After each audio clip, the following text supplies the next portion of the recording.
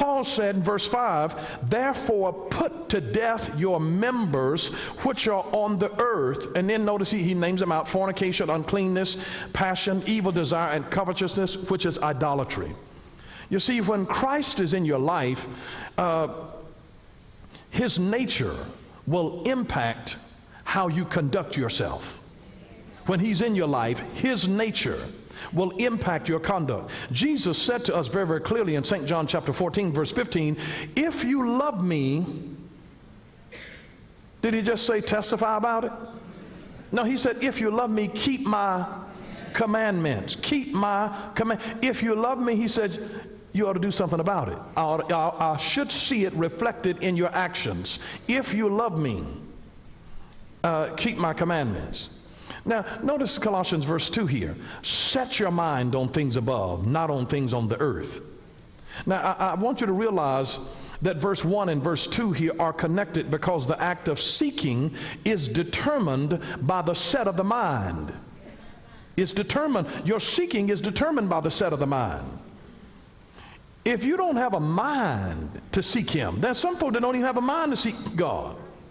I mean, they get in trouble, people die, they lose stuff, they turn to drugs, alcohol, they turn to their friends. Some people don't even have the mind to seek the Lord when trouble comes. They don't even have the mind to seek it. So you got to have the mind to seek the Lord and the things of his kingdom. Some people are so carnally minded that they have revised the 23rd Psalm to read that the Lord is my banker, my credit is good.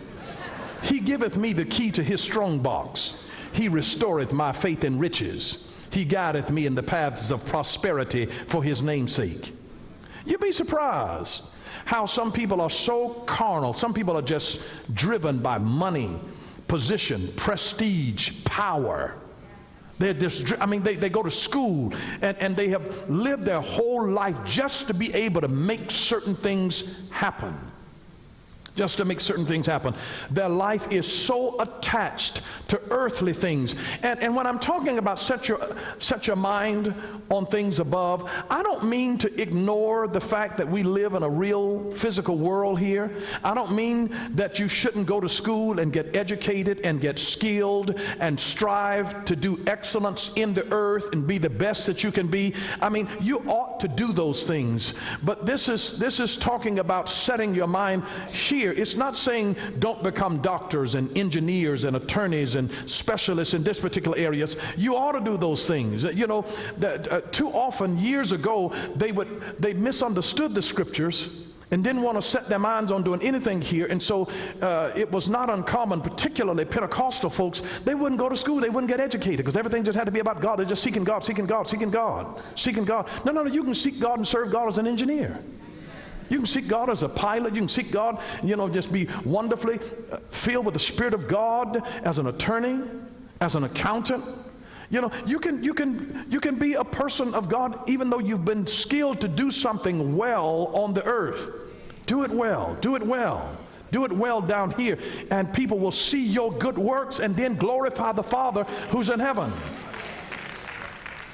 But there are other people whose minds are exclusively in the earth realm, and they have no consciousness of a world beyond here. They have no consciousness of the realm of heaven. No understanding. And he told us the kingdom of heaven is within you. And they have no consciousness of that. So they live totally with a carnal, dog-eat-dog mindset. The story is told about the penny-pinching Jack Benny, that he was walking down the street one day when he was suddenly accosted by an armed robber who approached him and said, "Your money or your life." And then he gave a long pause as he did absolutely nothing.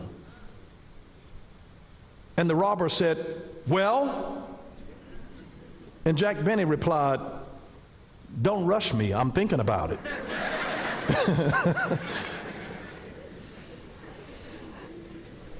I mean, he had to think about it. Your money or your life. Don't rush me. It's like, you could tell he was attached. When an armed robber comes on you and say your money or your life, and he's like, give me a minute. Let me have a little personal consultation. But there are tons of people who think that their things are their life. And for some people, their things are their life. You mess up their thing, you get some on their carpet, on their dress, you touch their weave. Oh, listen. Some of y'all don't know, don't touch a black girl's weave. Don't put your hand on her weave.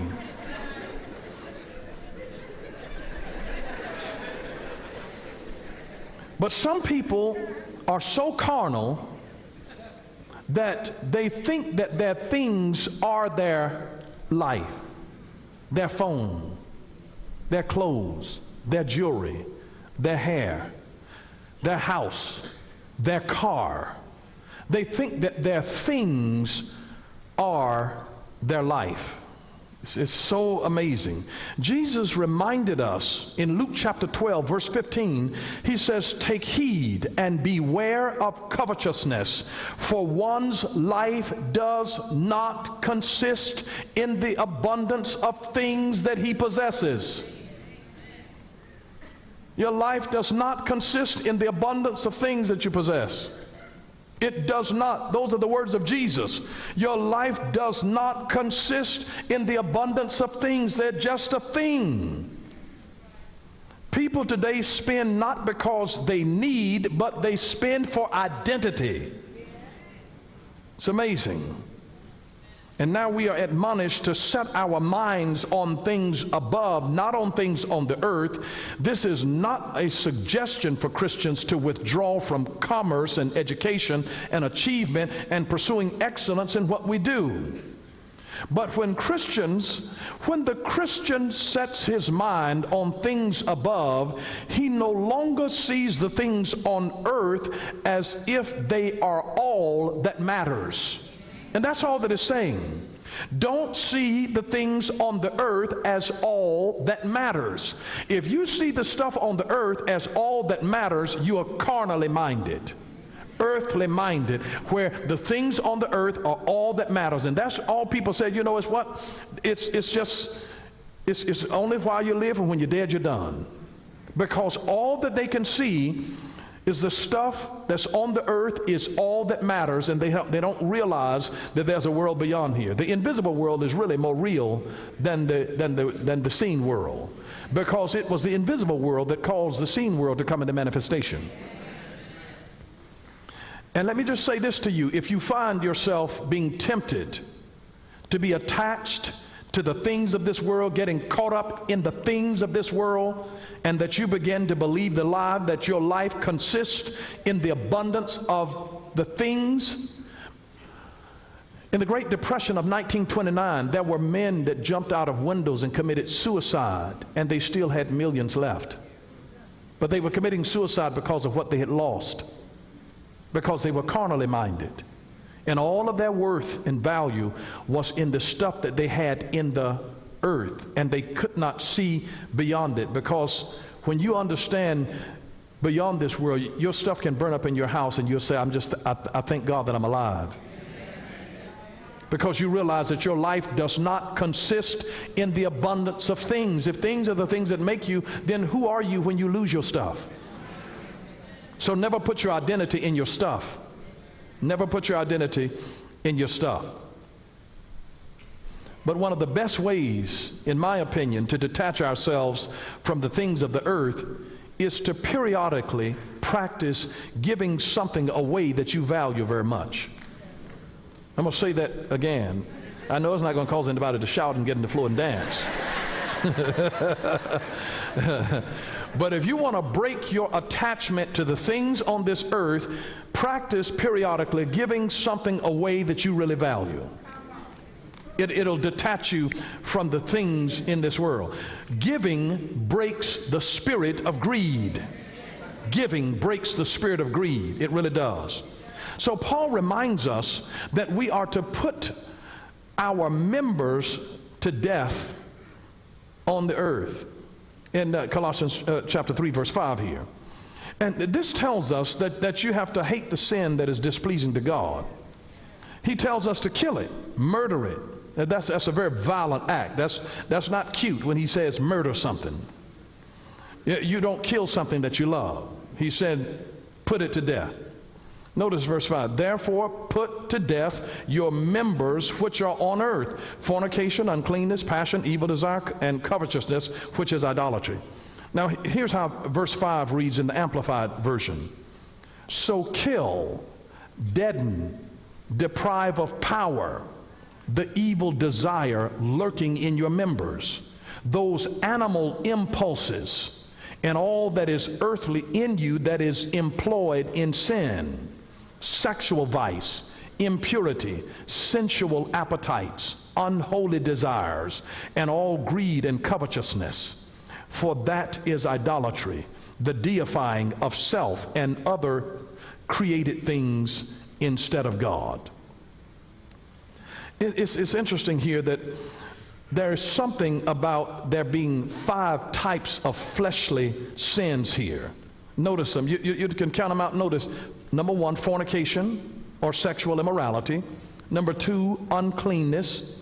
Number 3, passion. Number 4, evil desire. Number 5, covetousness. Notice that. These 5 fleshly sins here.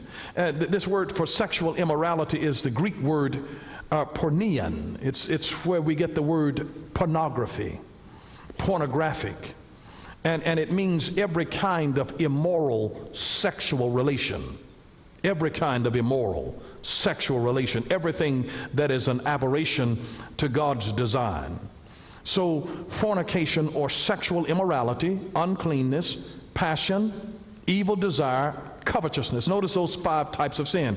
And do you think it was just coincidental that there were 5 sins that kept the children of Israel out of the promised land to where they died in the wilderness? 5 of them. Lust, idolatry, tempting Christ, fornication, sexual immorality again, and murmuring. Those 5 sins kept the children of Israel out of Egypt. Those 5 sins. When they were in the wilderness, I told you human nature has not changed. Now, these are people who had seen the Red Sea part split open. They saw manna miraculously falling from heaven. And these same people lust. They're in the desert, lust.